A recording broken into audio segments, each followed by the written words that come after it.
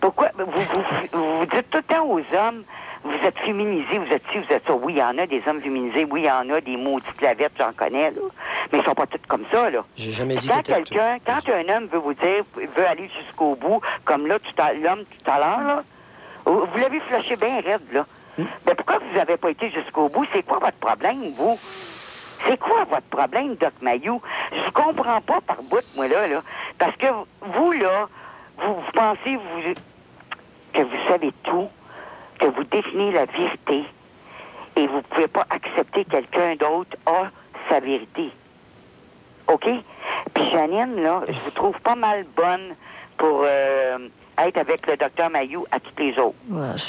Ah, c'est écœurant. Sylvie, moi, quand on prend les gens comme ils sont, c'est écœurant. On veut pas les changer. Mais Sylvie, si je prenais ça comme ça, si j'étais à couteau tiré, on n'est pas du même avis. Moi, je l'ai dit à un moment donné, je suis pas ici pour convaincre personne. Moi, j'ai fini ça dans ma vie. Je n'ai pas à convaincre personne. J'ai même mon opinion. Si ça passe, ça passe pas. Si ça passe pas, tant pis. Mais c'est le Mayou que je veux parler. Vous êtes correct, Janine. C'est Mayou, là. C'est Mayou, là, qui fait pas mon affaire, moi, là. Mayou qui juge les autres. Vous jugez les autres, Doc Mayou. Vous pensez pas? Pourquoi ça sonne comme ça, Pierre? Pensez pas ça, vous. Hein? Vous jugez les autres. Vous passez votre temps à dire, ça, c'est une greluche, votre ticaille, votre moron, votre ci, votre ça.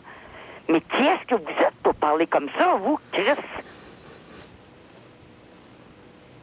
Qui êtes-vous, Doc Mayou? Je pense que vous faites beaucoup de ressentiment et beaucoup de rancune. OK? Puis je vous dis ça, là. Je m'affirme, là. Vous parlez pas, là. Comment ça, vous parlez pas, là? Je vous écoute. Non, parlez-moi un peu, là. Je veux rien vous dire, je vous écoute. Ah, comment ça se fait? Vous avez rien à me dire parce que je vous dis la vérité? Peut-être. Ah, et moi aussi, il dit peut-être. Peut-être. Hey, vous êtes too much, hein? Mais un esti de beau baveux, c'est barre, puis un esti de chien sale. C'est ça que vous êtes, vous, Mayou? Bon. OK? Avez-vous autre chose à ajouter? Ah! Oui, j'en aurais bien d'autres à rajouter. Videz votre petit cœur. Non, videz votre petit cœur, là. Oui, je n'ai pas de ressentiment, je n'ai pas de rancune. Je ne vous même pas, dans le fond. Vous êtes un pauvre innocent. Un pauvre innocent, sacrement.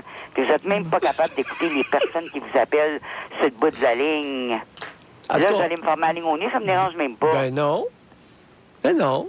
Oui, ça fait 3 fois que je vous demande de continuer. Vous, là, Doc Mayou, quand quelqu'un vous affronte, là, vous parlez plus. Vous êtes muet. Vous êtes tout. Ah, je vous écoute.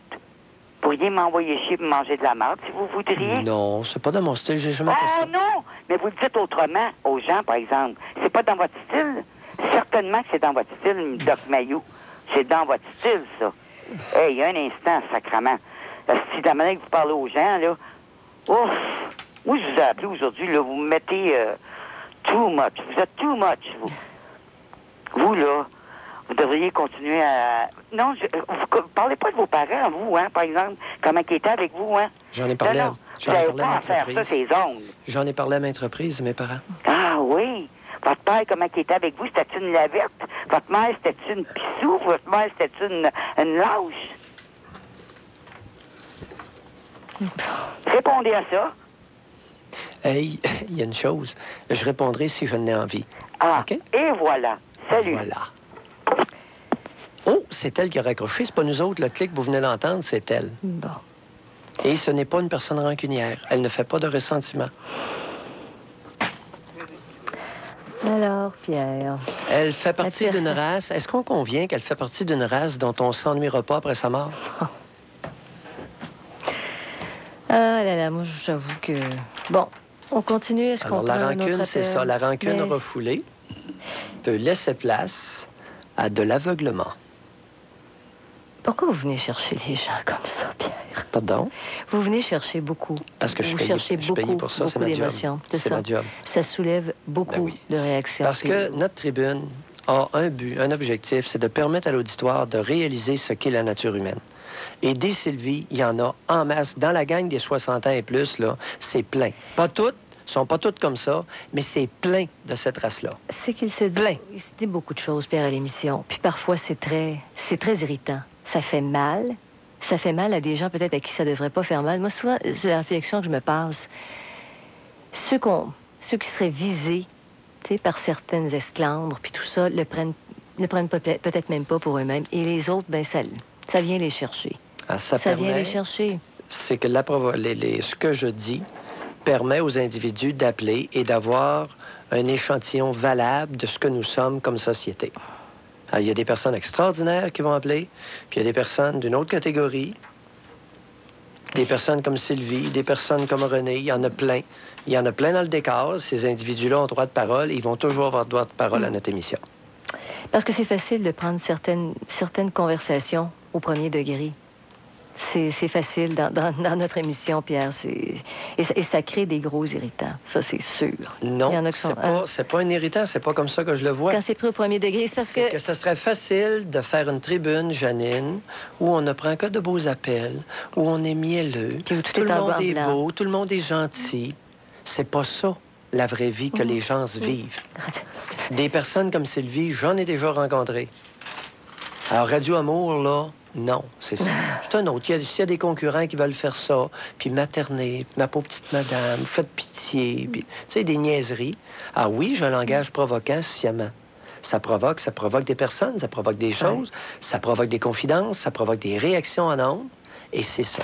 Et jamais dans un bureau, ça se passerait comme ça.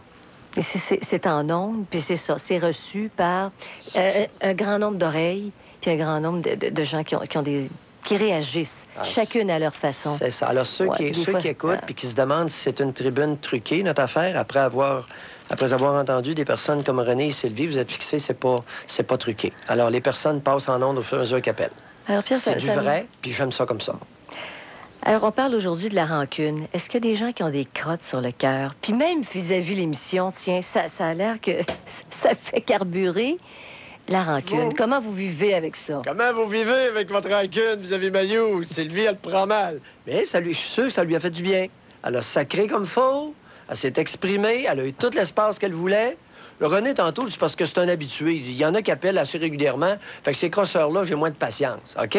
Mais des personnes comme Sylvie qui appellent pour la première fois, tout un bloc. Écoute, elle s'est vidé le cœur. Elle a dit ce qu'elle avait à dire. Elle a exprimé sa pensée. C'est correct. Go, c'est bien. Alors, on va aux informations. On va changer d'atmosphère. On parle de la rancune.